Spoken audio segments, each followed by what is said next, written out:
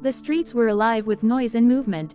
Vendors shouted their prices over the hum of passing cars, the aroma of roasted corn mixing with the sharp scent of gasoline. On the far side of the bustling market road, under the shade of a leaning jacaranda tree, a young girl sat cross-legged on a frayed mat. Her clothes were torn, her sandals mismatched, but her eyes shone with the kind of brightness that no poverty could dim. This was Shola, 14 years old, homeless, and known to everyone in the neighborhood as the book girl. Every morning, long before the shops opened, she would dig into a battered backpack, pull out a stack of secondhand textbooks, and spread them on the mat. She didn't sell them, she read them. Sometimes she read aloud to younger children who wandered past. Sometimes she scribbled sums in the margins with a pencil chewed down to its stub. She had no parents to push her toward school, no teacher to praise her progress, but Shola had one fierce dream: to learn. On the opposite end of the city, behind tall gates and manicured lawns, lived billionaire Chief Adedakunbo and his only daughter, Jessica. At 13, Jessica had everything Shola lacked: private tutors, a room full of books, and a wardrobe that could make a fashion magazine jealous. But what she didn't have was focus. She struggled with her studies, especially mathematics. No matter how many tutors her father hired, Jessica couldn't seem to grasp the concepts. Her grades slipped, and with them, her confidence. One humid afternoon, Jessica's driver took a wrong turn while bringing her home from school. A protest had blocked their usual route, forcing them through the narrow market streets. Stuck in traffic, Jessica glanced out the window and noticed Shola on her mat, explaining multiplication to two small boys using bottle caps as counters. Her hands moved quickly, her voice calm, her eyes bright with encouragement. The boys nodded eagerly, understanding in a way Jessica never did with her expensive tutors. Jessica leaned forward. "Driver, stop the car." The driver hesitated. "Miss, this is not a safe area." "Just for a minute." She opened the door before he could argue. Approaching Shola, Jessica asked shyly, "What are you teaching them?" "Times tables," Shola replied, looking up. "You want to learn too?" Jessica hesitated, then sat down on the mat. For the next 10 minutes, Shola broke down the problems with bottle caps and simple words. Something clicked. The numbers finally made sense. Jessica grinned, the first genuine smile she had felt about school in months. From that day, Jessica began making excuses to pass by the market after school. Sometimes she came with her driver, other times she snuck away during errands.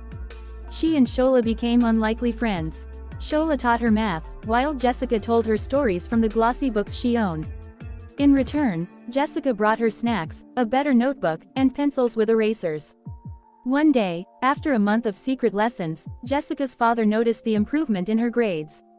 "What's changed?" he asked over dinner. Jessica hesitated. She knew her father would never approve of her spending time in a crowded market with a homeless girl. So she shrugged and said, "I've just been practicing more." But secrets have a way of surfacing. It happened on a Friday afternoon when the family's SUV broke down near the market. Chief Adedakunbo was in the back seat, on his phone, when he heard a familiar laugh outside. Glancing up, he saw his daughter sitting on the ground beside a ragged girl, bent over a notebook.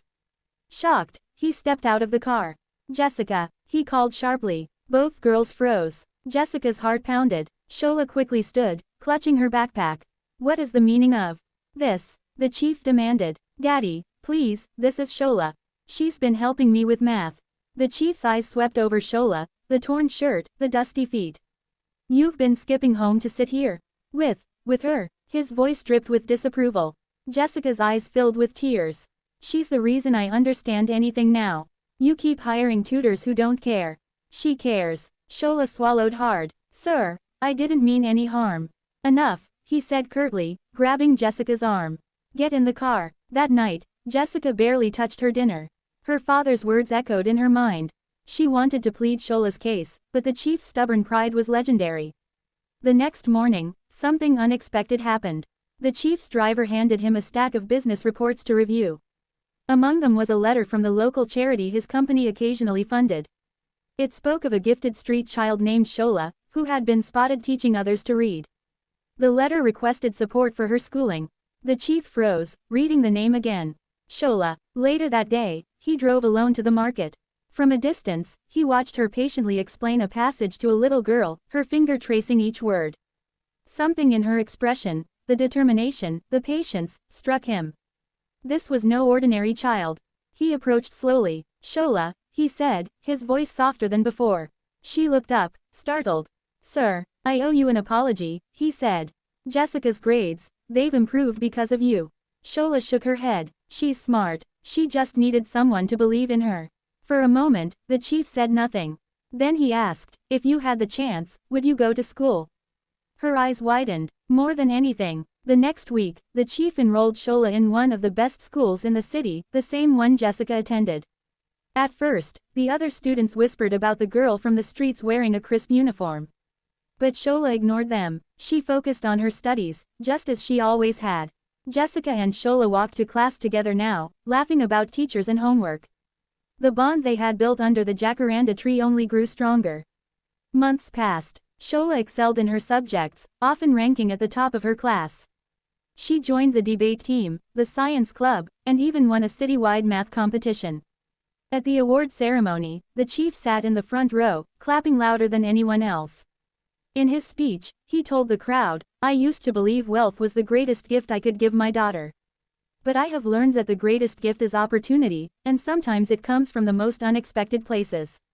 The audience stood in applause.